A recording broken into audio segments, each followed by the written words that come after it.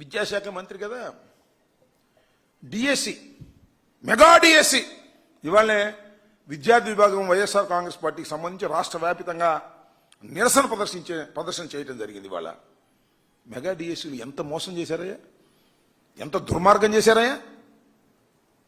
Sports quota అని చెప్పేసి 3% అని చెప్పేసి 420 మందికి మీరు సర్టిఫికేట్లు ఇచ్చారు, వాళ్ళందరికీ ఉద్యోగాలు ఇచ్చారు.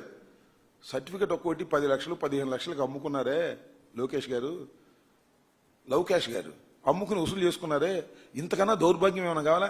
నిరుద్యోగి భృతి ఇవ్వకపోయావు. నిరుద్యోగులకు మెగా డిఎస్సి పెడతానని చెప్పి పెట్టి దానిలో అన్ని అవకతవకలు చేసి స్పోర్ట్స్ కోటాని సర్టిఫికెట్లని 10 లక్షలకి 20 లక్షలకి అమ్ముకొని డబ్బు చేసుకునేటటువంటి దీనస్థితికి ఇవాళ మీరెళ్ళి మహానాడులో అద్భుతంగా పొగిడించుకునేటటువంటి కార్యక్రమాలు చేస్తున్నారు. ఇది చాలా దుర్మార్గమైనటువంటి రాజకీయాలు ఇవాళ మీరు చేస్తున్నారనే విషయాన్ని మీరు గమనించలేకపోతున్నారు. డబ్బా కొట్టేవాళ్ళు కొడతా ఉన్నారు. ఒక ఆయన డబ్బా కొడుతున్నాడు. రామన్న రూపుదిద్దిన పార్టీ అంట. రామన్ అంటే ఎన్టీ రామారావు గారు. రూపుదిద్దిన పార్టీ బ్రహ్మాండం, బాగుంది. చంద్రన్న తీర్చిదిద్దిన పార్టీ. చంద్రన్న గారు, చంద్రబాబు నాయుడు తీర్చిదిద్దాడు, అధికారంలోకి తీసుకొచ్చాడు, అనేక అన్యాయాలు అక్రమాలు చేశాడు, వెన్నుపోటు పొడిచాడు, పార్టీని ఆక్రమించుకున్నాడు.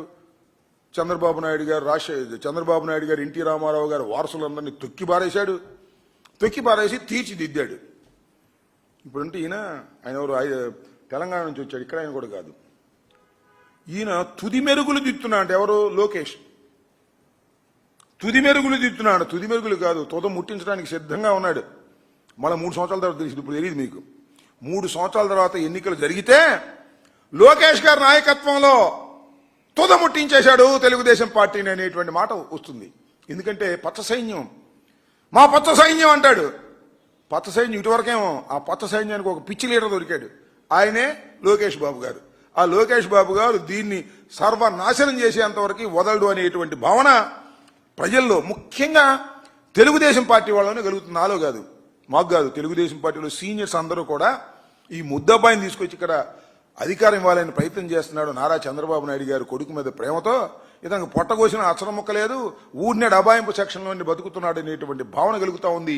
కాకపోతే వచ్చే 3 సంవత్సరాల తర్వాత తెలుగుదేశాన్ని తుదముట్టించేటటువంటి కార్యక్రమం చేయడానికి నారా లోకేష్ గారు సిద్ధంగా ఉన్నాడనేది నేను ప్రత్యేకంగా చెప్పాల్సిన అవసరం లేదు. ఇకపోతే రోజు ఇదే భజన, ఎక్కడ పట్టుకుని ఇదే భజన. గొడ్డలి పార్టీ, పలుగు పార్టీ, పార